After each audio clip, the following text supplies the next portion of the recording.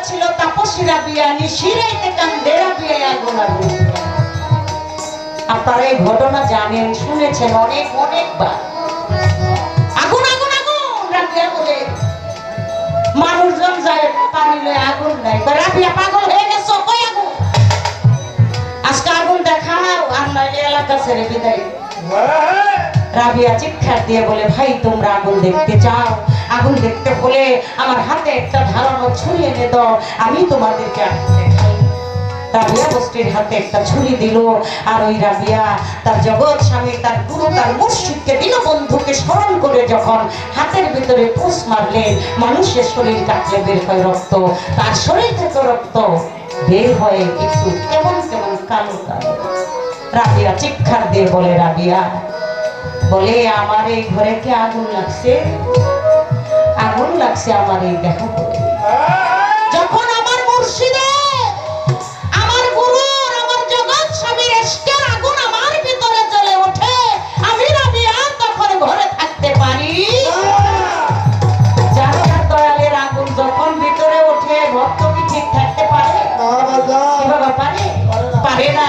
তাই তো আমাদের সেই কবি খালেদ দেওয়ান সাহেব রাবিয়াকে নিয়ে বলেছে কি, আমি অল্প বয়সে হইলাম না জনম কাটাই বাপে বাড়ি, স্বামী কি না দেখলাম যা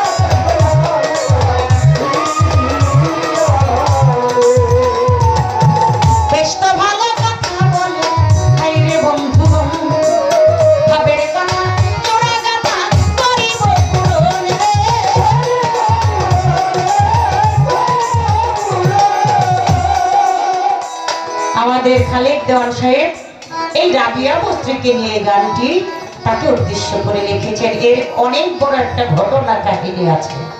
একেবারে রাবিয়া বস্ত্রীর জন্মলগ্ন থেকে এই ঘটনা। তাই কয় খাজা বাবার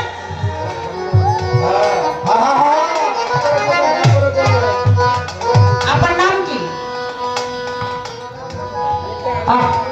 আমার নূরজাহান আপা আমাকে 1000 টাকা দিয়ে দোয়া করেছেন। আমার যন্ত্রিক যারা তাদেরকে 500 টাকা দিয়ে দোয়া করেছেন। আপার প্রতি সবাই এখানে মা বোন যারা সবার প্রতি সালাম আসসালাম।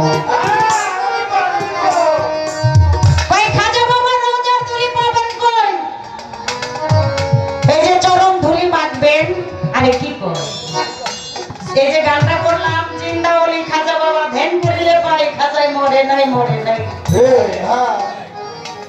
আল্লাহর ওলিরা কি কখনো মরে বাবা? মরে? মরা মানুষের কবরে কখনো বাতি জ্বলে? জ্বলে না। হ্যাঁ হাদিস কুদসিতে বলেছে আল আউলিয়া লা ইয়ামুতু, আল্লাহর ওলিগণের মরণ নাই, তারা আল্লাহর জাতের সাথে মিশে গিয়ে অমর হইয়া রয়। তারা হলো অমর। আমার খাজা বাবার মরণ না। তাই খাজা বাবা ধুলি কোথায় পাবো? আরে যারা ভক্ত গুরুর ভক্ত, গুরু যেই বাড়ি দিয়া যেই রাস্তা দিয়ে হাঁটে ওইখানে তো ধুলি পড়ে আছে। গুরুর পায়ের স্পর্শ এই জায়গাতে নাই। আমার সোনামিয়া ফকিরের পায়ের স্পর্শ এই বাড়িতে নাই। কি বাবা নাই? আমার নোয়াবালিশার পায়ের স্পর্শ এই বাড়িতে নাই। তাহলে এখানেই পাওয়া যায় আমার গুরুর বাড়ির গুরুর চরণ ধুলি।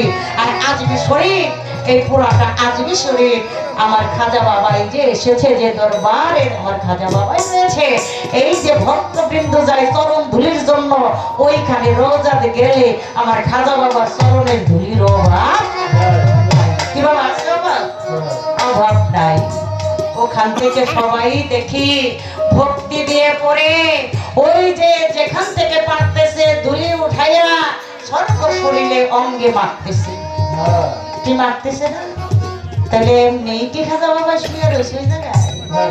খাজা বাবার কাজ খাজা বাবাই ঠিকই করতেছে। ওইখানে গেলেই পাইবেন চরণ ধুলি।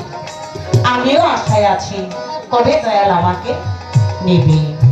ভক্তের ভক্তি যদি কবুল করে নেয় তাহলে অবশ্যই সেই দয়ালের কাছে যেতে পারবো নাকি? আর যদি কবুল না করে পারবো যাইতে? পারবো না। প্রেম থাকতে হবে। প্রেম না থাকলে কখনো কিছুই পাওয়া যায় না, তাই না? একটা গান মনে পড়ছে, গান যার সাথে